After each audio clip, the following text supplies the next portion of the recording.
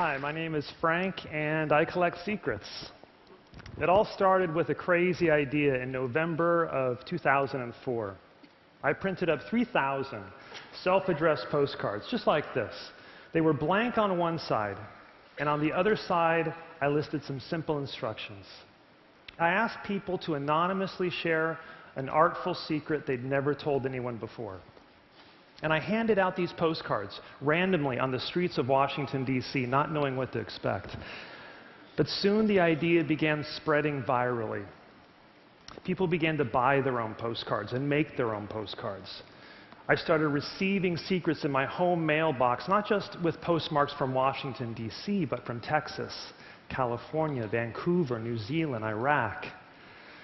Soon my crazy idea didn't seem so crazy.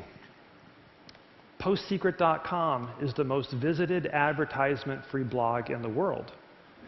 And this is my postcard collection today. You can see my wife struggling to stack a brick of postcards on a pyramid of over 500,000 secrets. What I'd like to do now is share with you a very special handful of secrets from that collection, starting with this one. I found these stamps as a child, and I've been waiting all my life to have someone to send them to. I never did have someone. Secrets can take many forms. They can be shocking, or silly, or soulful.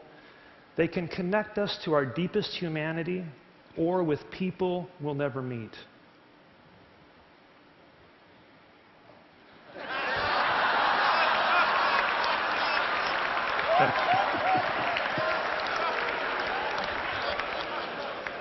Maybe one of you sent this one in? I don't know. This one does a great job of demonstrating the creativity that people have when they make and mail me a postcard. This one obviously was made out of half a Starbucks cup with a stamp and my home address written on the other side.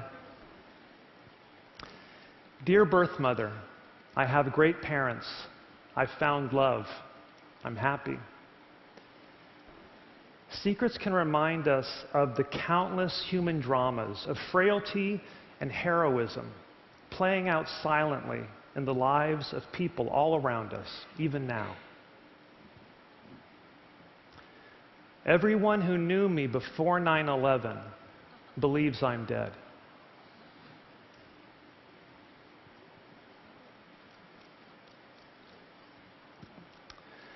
I used to work with a bunch of uptight religious people, so sometimes I didn't wear panties and just had a big smile and chuckled to myself.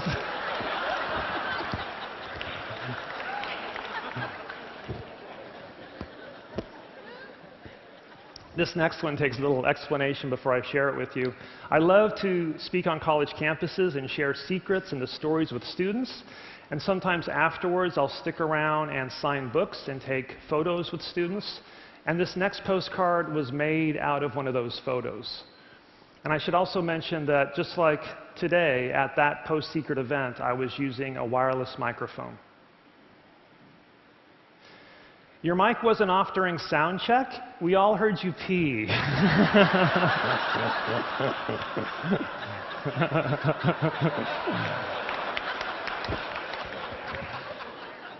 This was really embarrassing when it happened until I realized it could have been worse. Right? You know what I'm saying? Inside this envelope is the ripped up remains of a suicide note I didn't use. I feel like the happiest person on earth now. One of these men is the father of my son. He pays me a lot to keep it a secret.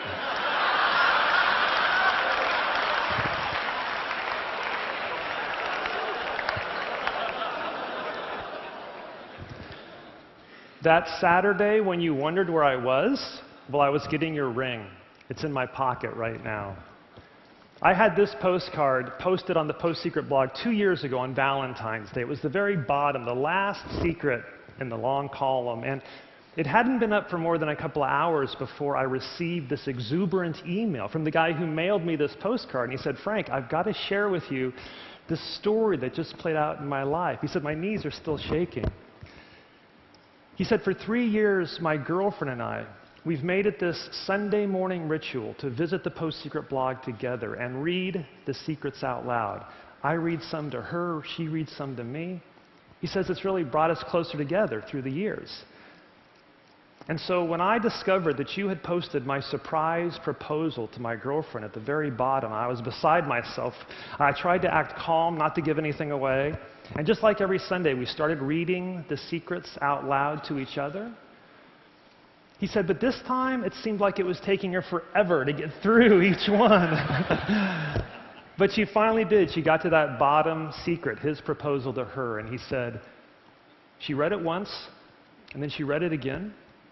And she turned to him and said, is that our cat?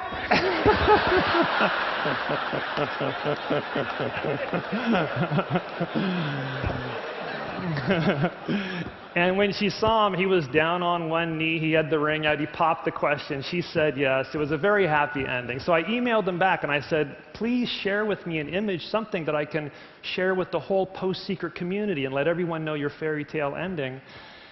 And he emailed me this picture.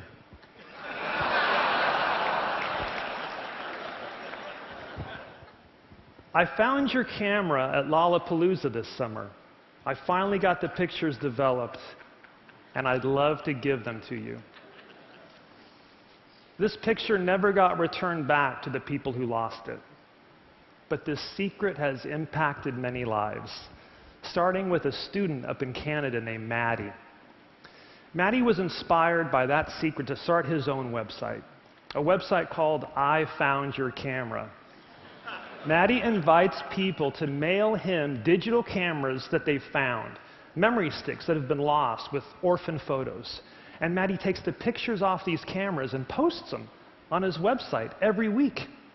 And people come to visit to see if they can identify a picture they've lost or help somebody else get the photos back to them that they might be desperately searching for. This one's my favorite. Maddie has found this ingenious way to leverage the kindness of strangers.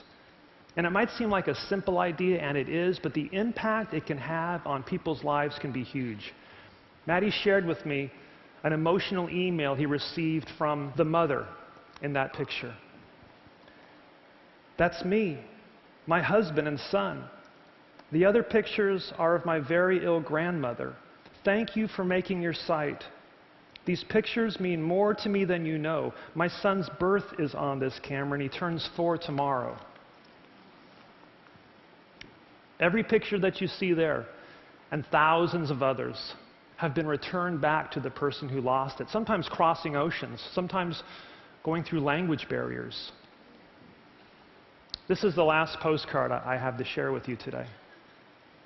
When people I love leave voicemails on my phone, I always save them in case they die tomorrow, and I have no other way of hearing their voice ever again. When I posted this secret, dozens of people sent voicemail messages from their phones, sometimes ones they'd been keeping for years, messages from family or friends who had died. They said that by preserving those voices and sharing them, it helped them keep the spirit of their loved ones alive.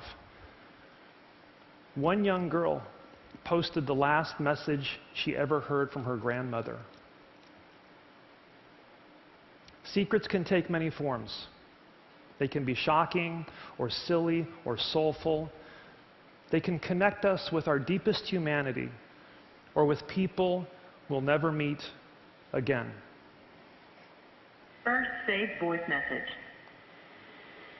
It's somebody's birthday today. Somebody's birthday today.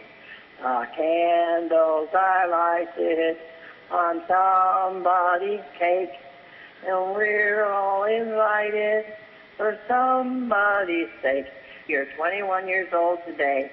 Have a real happy birthday, and I love you. I'll say bye for now. Thank you.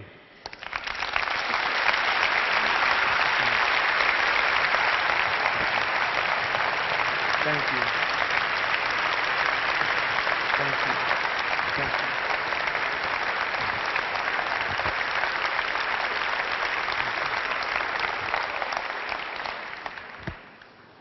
Frank, that was beautiful. So touching. Have you ever sent yourself a postcard? Have you ever sent in a secret to Post Secret? I have one of my own secrets in every book. I think in some ways the reason I started the project, even though I didn't know it at the time, was because I was struggling with my own secrets. And it was through crowdsourcing. It was through the kindness that strangers were showing me that I could uncover parts of my past that were haunting me. And has anyone ever discovered which secret was yours in the book? Has anyone in your life been able to tell? Sometimes I share that information. Yes. Yeah.